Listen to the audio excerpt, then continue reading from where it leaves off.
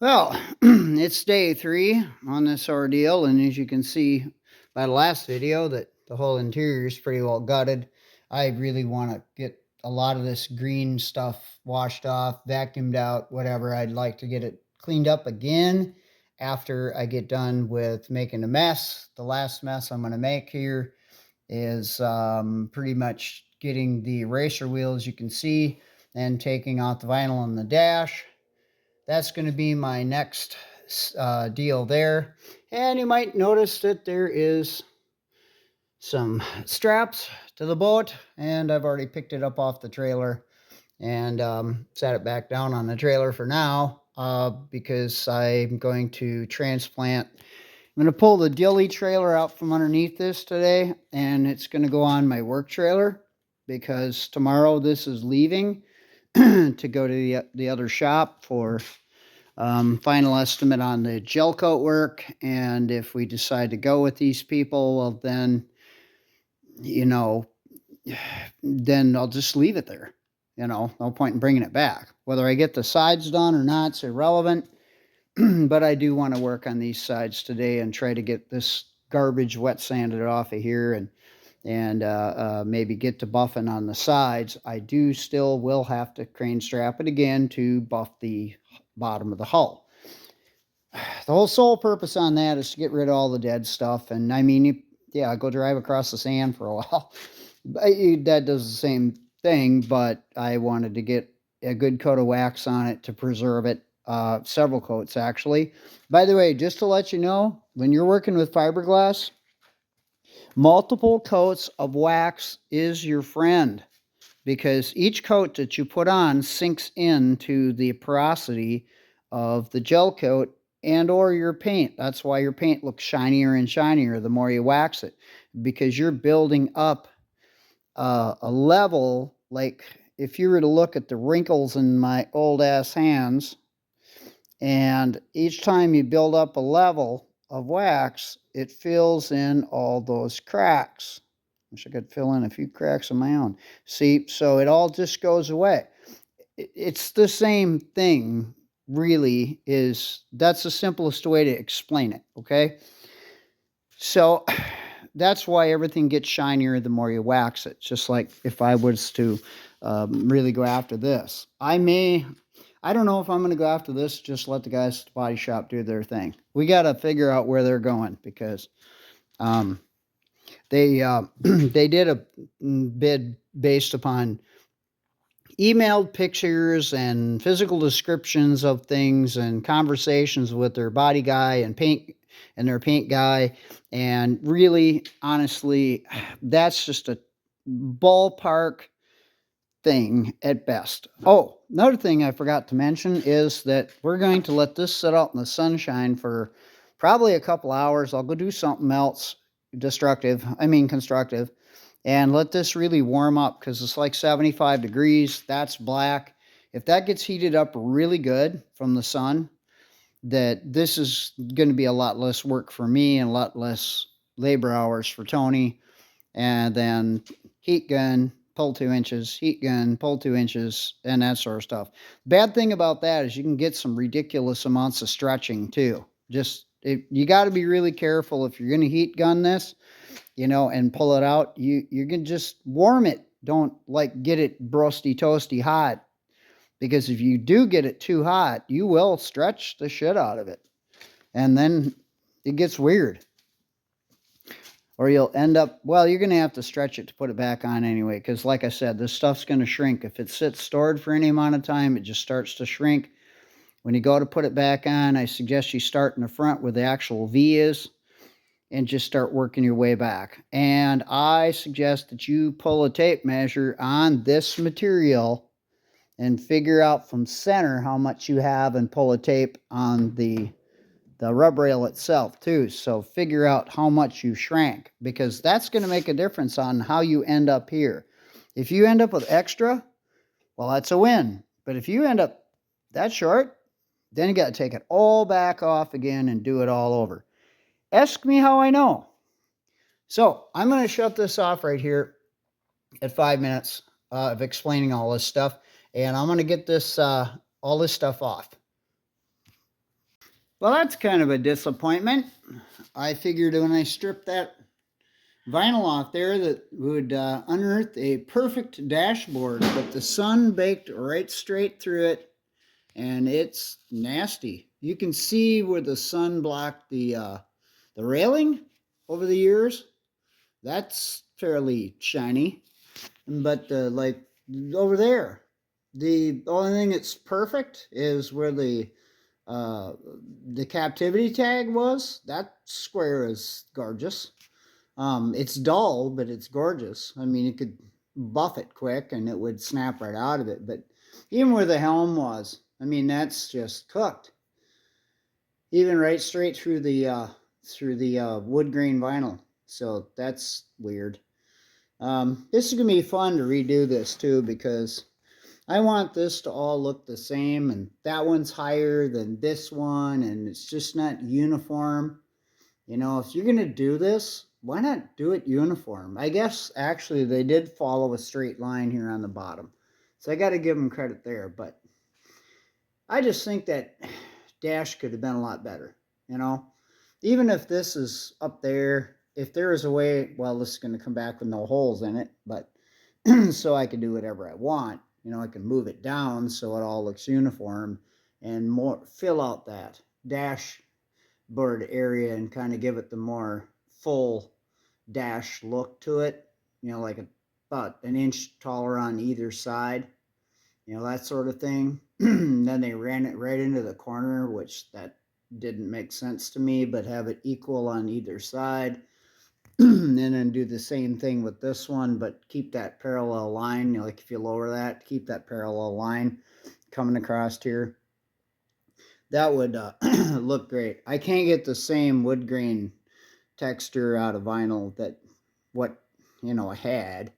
That's just not going to happen. But well, that stuff makes a mess. I'm glad I'm done with all this eraser wheel thing.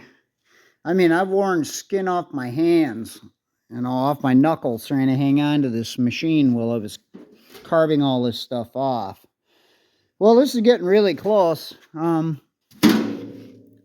It's rubrail time, and because I didn't get to doing this out in the sunshine, I get to do it the old-fashioned way with a heat gun. And another little hot tip that I'm going to talk about here is I'm going to be, because you won't see it, is I'm going to go along and mark every so often with like a dot on the bottom of this. So down here, there's going to be a dot in silver and a dot in black, and that way you can line those up.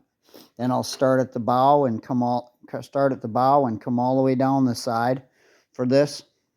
So that way, as you're putting it back on, connect the dots, man. For those of you that can't connect the dots, God help this world. So it was like the first thing we learned how to do. Anyway, so obviously this doesn't have to be perfect because it's going to go to another shop and they're going to trash it even more. So who cares? I was going to vacuum it all out and vacuum the carpet out and everything else, but none of that matters.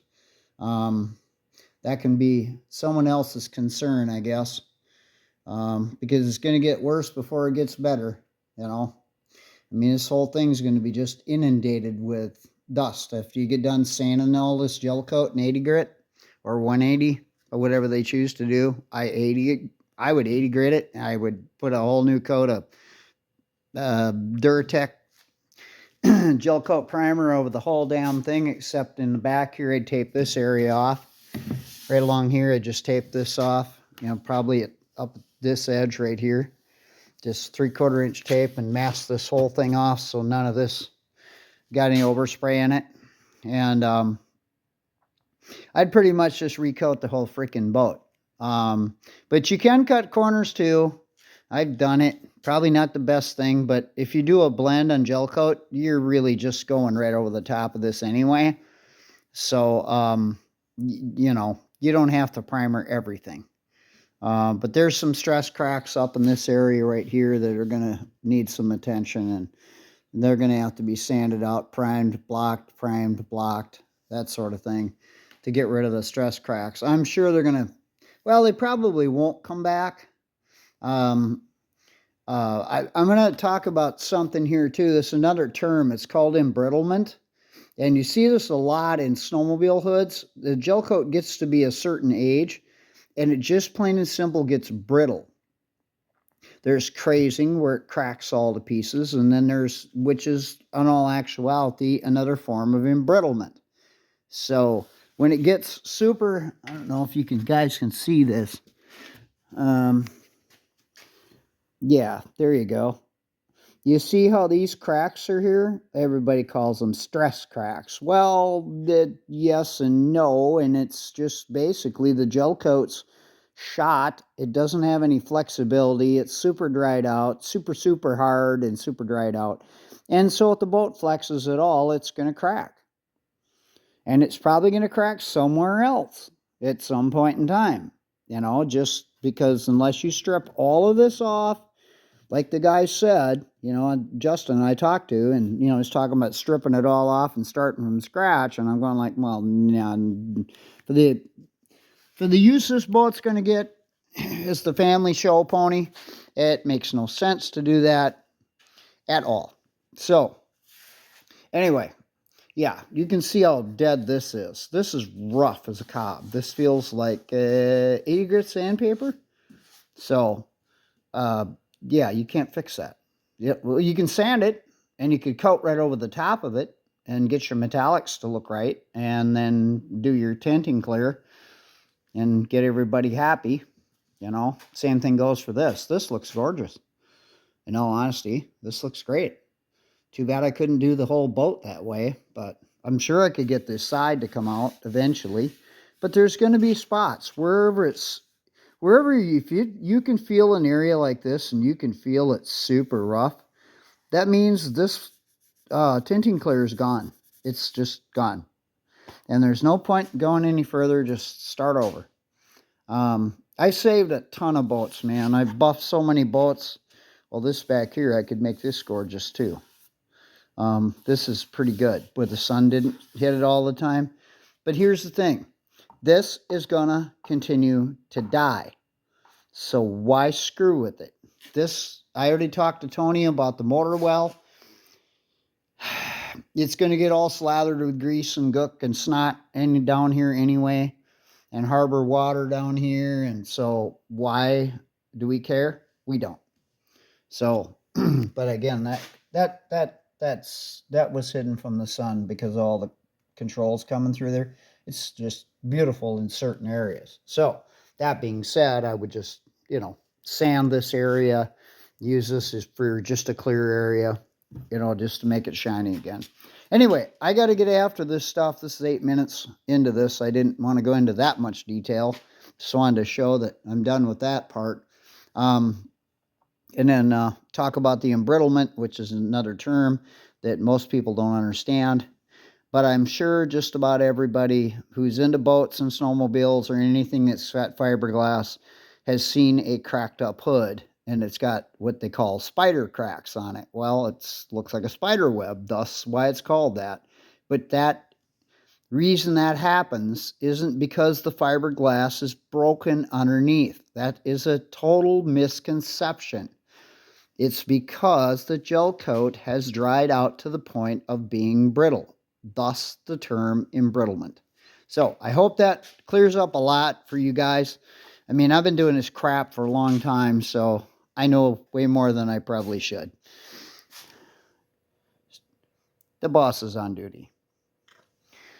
So anyway, that's it for this. I'm going to get this rub rail off here.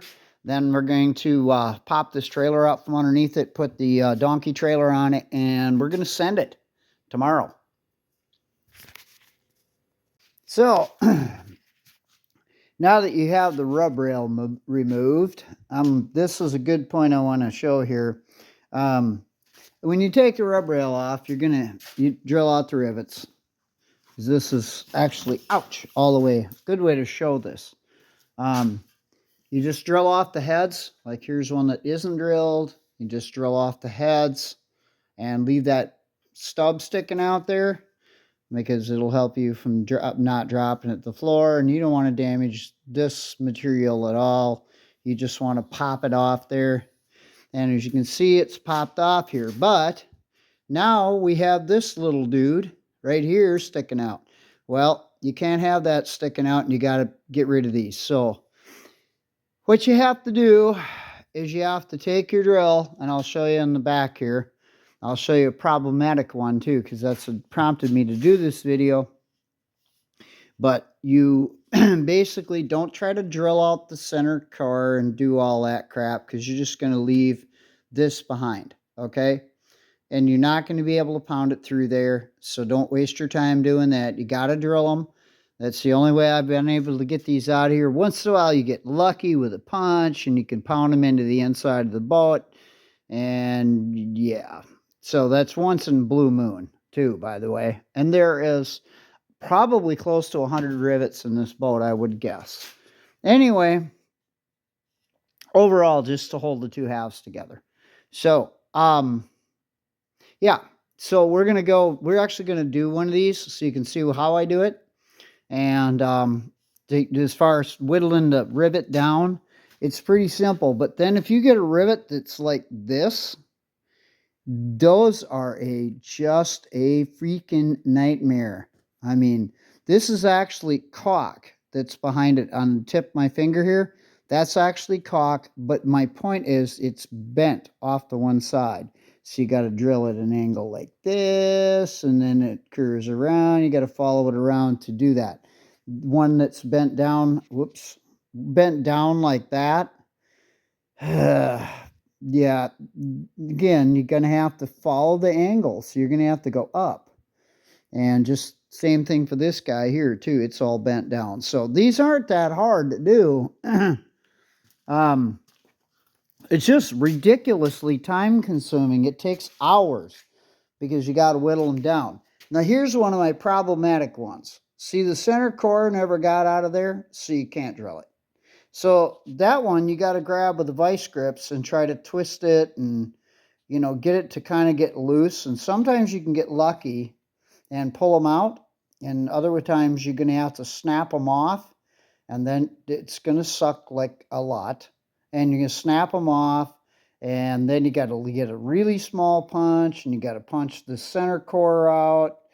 And if you break off your punch in there, you just get out your little saw cutoff wheel thing. And don't bother putting that one back in. Drill a different spot next to it and don't even worry about it, because some of them I would guess that I will end up doing that too on this boat. I would assume some of these are going to be ridiculously problematic and I won't be able to get all of them out, but I am going to try. And as you can see, I've already drilled all these down from the large protrusion. So you got the large protrusion here. Okay, and then right here, these have all been drilled down so they're easy to get at.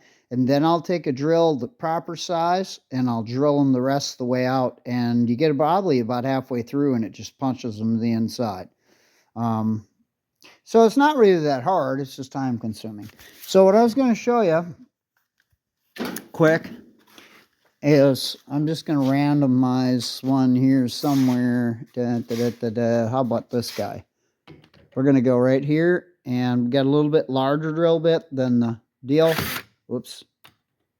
And if I can hold the drill and do camera and do it all, be that guy. Well, this one here is really damaged. I don't know what's going on with this one. Pick a different one. That one's really thin. All right, here we go. So you can see it just follows that thing just perfectly and it whittles it away until you get up to the fiberglass. Wiggle a little bit and you get up close to the fiberglass. Do not go into the fiberglass. Just go up to it. See what I did there? Okay, and stop. Cease, desist, stop.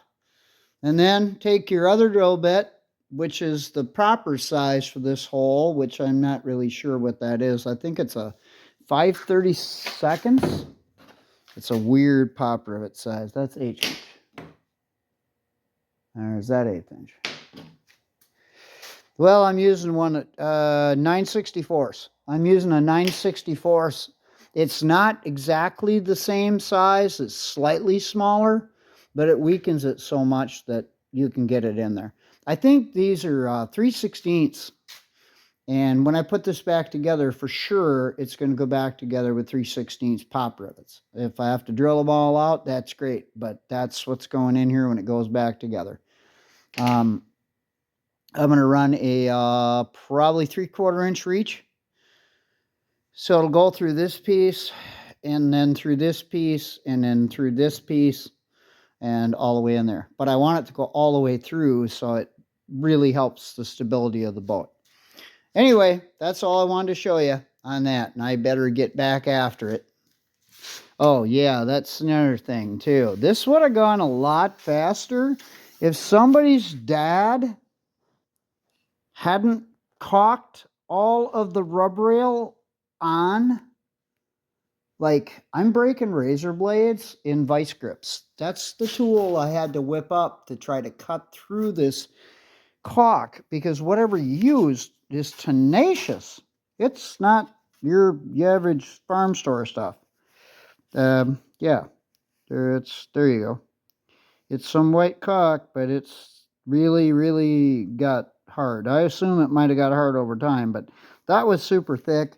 It's all over the boat. It's going to be fun to clean that off when the boat gets back from the other shop, because all that'll have to get probably cleaned off under here.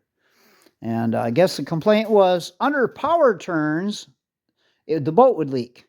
Well, don't turn so sharp. It's that simple. Anyway, this is going to be done with what I'm going to do tonight. Is I'll end up slinging this thing off the trailer because it's getting fairly late, and I wanted to catch up. I ended up doing farm-related crap during the day because it was nice and sunny, so I had to make up the hours here. And so, yeah, this will be done in about an hour or two, something like that.